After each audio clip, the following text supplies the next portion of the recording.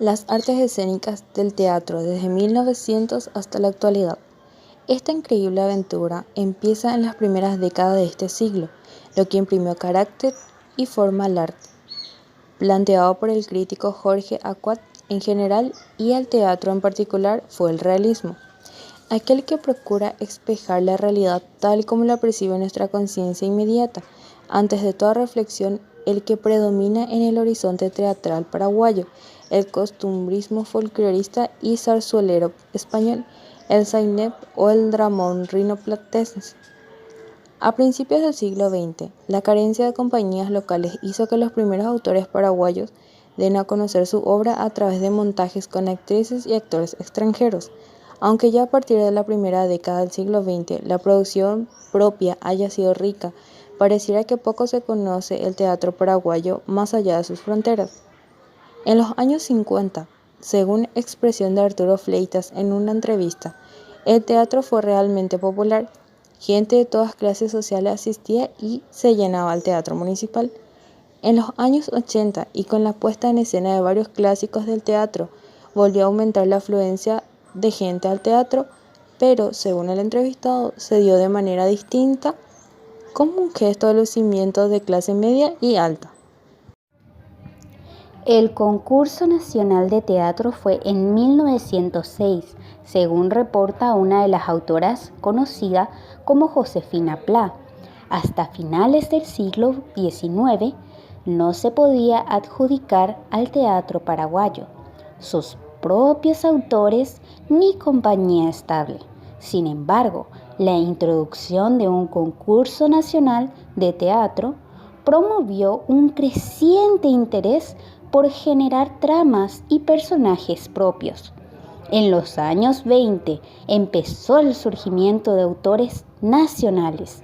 A las 2 primeras décadas del siglo XX, el crítico Jorge Aguade se refiere como una buena época para la vida espiritual en el país. Es entonces cuando comienza la producción teatral de Luis Rufinelli, Arturo Alsina, Facundo Recalde y Josefina Pla. El dramaturgo y poeta noruego Henry Ibsen fue una gran influencia para el teatro paraguayo de inicios del siglo XX. En los años 30 se da seguimiento a una nueva forma de llevar a cabo el teatro y teníamos la Escuela Municipal de Arte Escénico.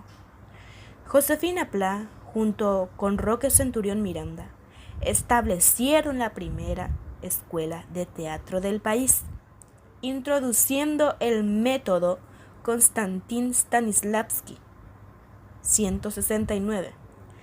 El director y pedagogo teatral ruso, Konstantin Stanislavski, creador de un método de interpretación actoral que trascendió fronteras. Es importante mencionar dentro de toda esta historia, hubo una revolución, que es la revolución del 47, que tuvo repercusiones nefastas en la actividad artística en Paraguay. Jennifer Hartel plantea en su tesis que la revolución del 47 es el primer gran retroceso en el proceso de la creación teatral en Paraguay. El segundo estaría dado en los primeros años post-dictadura de Stroessner. Inicios del teatro independiente en Paraguay. El teatro independiente se refiere a un movimiento que se adentra en un teatro que refleja y cuestiona la situación sociopolítica cultural de un país. También tenemos al Arlequín Teatro, fundado en 1982 por el arquitecto José Luis Ardizone.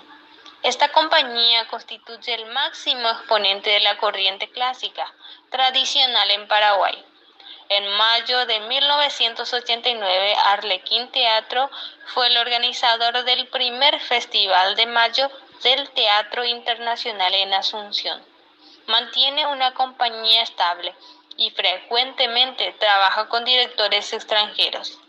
Actualmente se caracteriza por un programa de teatro para estudiantes de colegios secundarios, realizando sistemáticas funciones para los jóvenes. La generación de actores del 2000. Entre los jóvenes con varios años de trayectoria podemos citar a Víctor Sosa, Nelson Viveros, Sonia Amarilla, entre muchos otros. Entre las actrices y actores continúan activos Jorge Ramos con su unipersonal sobre el Dr. Francia, Luz Saldívar, Silvio Rodas, Emilio Barreto, Margarita Irún.